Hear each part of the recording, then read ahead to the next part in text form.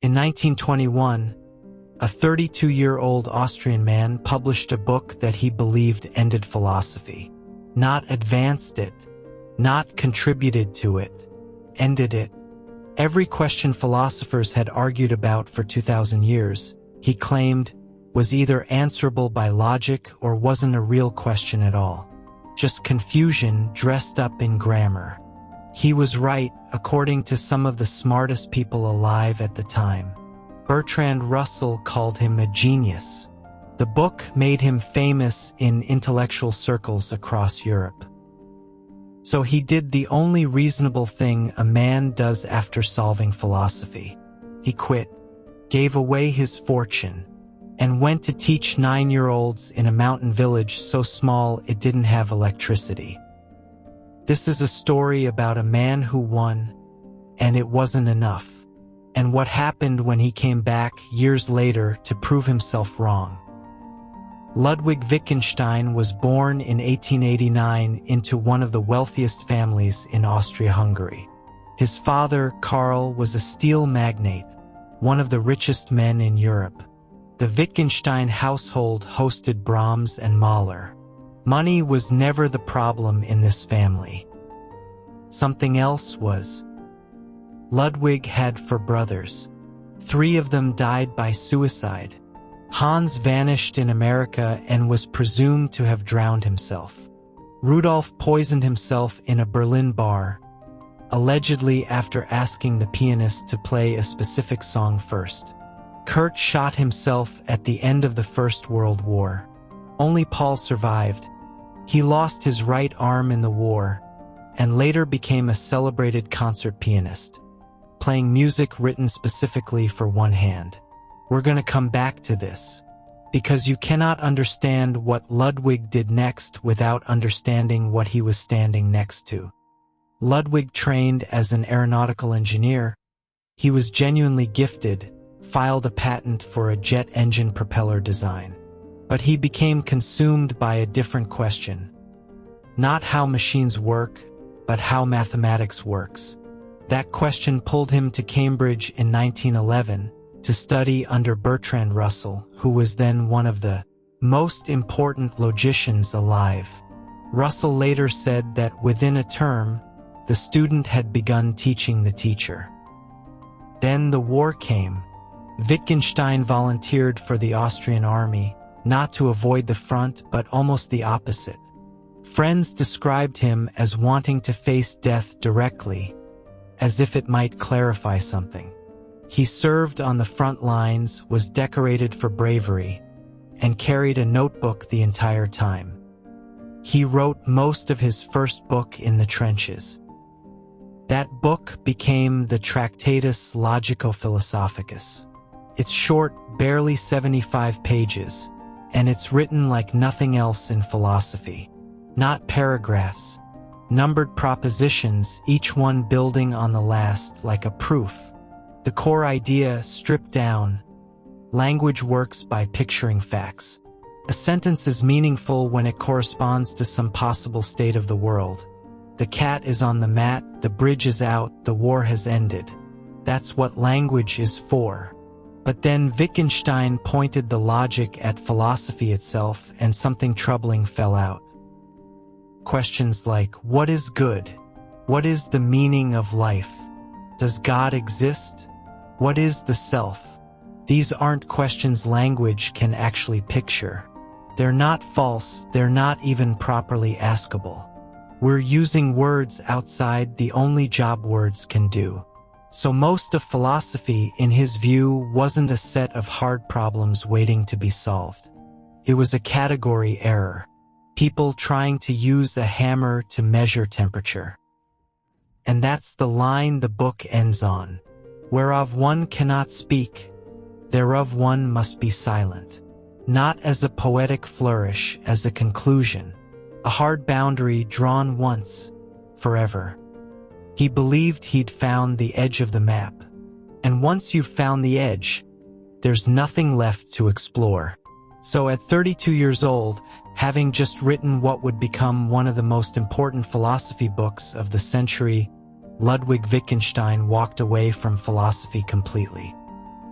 He gave away his entire inheritance, millions in today's terms, to his siblings, insisting he didn't want it anywhere near him. Then he trained as an elementary school teacher and took a post in Tractatus, a poor mountain village in Lower Austria. On paper, this looks like humility, a genius choosing simplicity. In practice, it was closer to a man trying to escape something by outrunning it.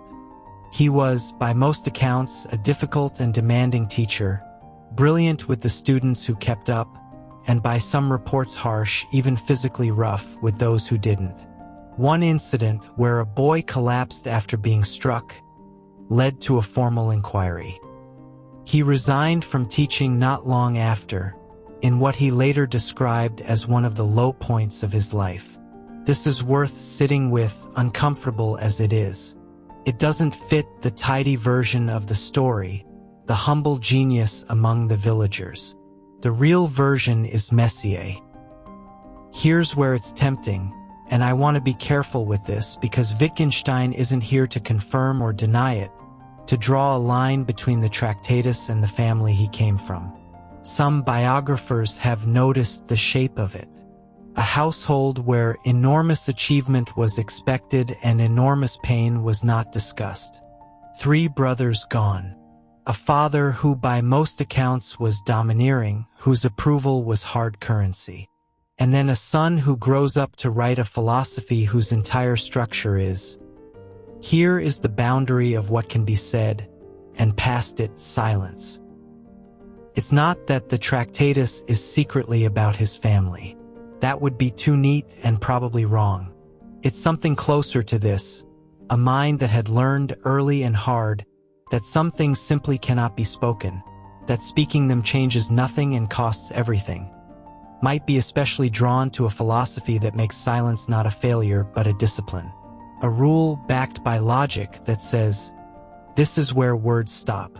Not because I'm afraid to go further, because it's not allowed. After leaving teaching, he drifted, worked as a gardener's assistant at a monastery outside Vienna, briefly considered becoming a monk, designed and helped build an austere, uncompromising house for his sister. A house with no ornamentation at all, door handles and radiators engineered down to the millimeter. Friends said it was less like architecture and more like a diagram of his own mind. Precise, controlled, unforgiving of anything unnecessary. For nearly a decade, the man who'd written one of the most important philosophy books of the century built houses and pulled weeds. He told friends he was done with philosophy. He meant it. And then, in 1929, he went back to Cambridge. Nobody fully agrees on why. Friends who saw him in Vienna said something in him had loosened, slightly. A conversation with an economist about hand gestures, of all things, seemed to crack something open. He started to wonder whether meaning really did work the way he'd described it in the Tractatus. Whether language was really one clean picture-making machine or something messier, something alive. He was made a fellow at Cambridge, on the strength of a book he was already beginning to doubt. He began teaching, pacing in front of students, thinking out loud, often stopping mid-sentence for a full minute of silence while he worked something out, unconcerned that anyone was watching him struggle. Here's roughly where his thinking went. Take the word game. Try to find one single thing all games share, some essential feature that makes something a game. Board games have rules and no physical skill. Some sports have skill and barely any rules. Solitaire has no opponent. Catch has no winner. There's no single common thread. What connects them is something looser. Wittgenstein called it a family resemblance. Like the way relatives can all look related without any one feature, nose, eyes, chin, being shared by every single member. And once you see that games work this way, you have to ask, does meaning itself work this way too? The Tractatus had said language is a single, precise picture-making tool. The new Wittgenstein was arguing something closer to, language is thousands of overlapping tools, and what a word means isn't fixed by logic at all. It's fixed by how people actually use it in the middle of actual life. He started calling these language games. Ordering a coffee is a language game. Making a joke is a language game. Praying is a language game. Each has its own internal rules, and this was the radical part. None of them needs philosophy's permission to be meaningful. This wasn't a footnote to his earlier work. It was a demolition of it. The book he spent the rest of his life writing, Philosophical Investigations, published only after his death in 1951, doesn't build on the Tractatus. It opens by quoting St. Augustine's picture of how children learn language, the exact picture theory foundation the Tractatus had relied on, and then spends its opening pages taking that picture apart, piece by piece.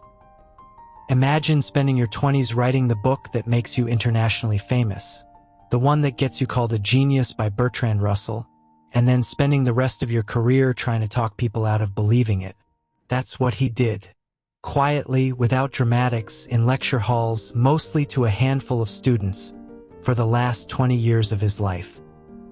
He died in 1951, reportedly telling friends, "Tell them I've had a wonderful life," which is either a strange thing to say or exactly the right thing, depending on how you read everything that came before it.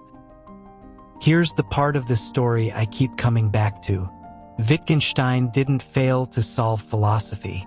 He solved it twice, with two answers that contradict each other, both taken seriously by serious people, both still taught today. And somewhere between those two books is the actual subject of this video, which was never really the Tractatus or the Investigations.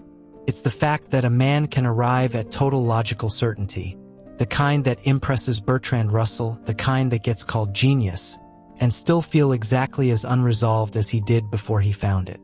That the wall he built to keep certain things unspeakable didn't make them go away. It just gave them a very precise shape to live inside of. Maybe that's the real family resemblance running under this whole story. Not between games or words, between the boy who watched three brothers try to escape an impossible weight, and the man who spent his life building increasingly rigorous rooms to keep his own thoughts in. First a room made of pure logic, and when that room turned out to have no air in it, a second room, Messier, built instead from how people actually talk to each other. He never did stop looking for the edge of the map. He just stopped believing the map could ever be finished. If a version of this sounds familiar, someone building a system of thought partly to survive something they can't quite name, I think that's worth sitting with, not just for Wittgenstein, but for anyone who's ever needed a rule to hide behind.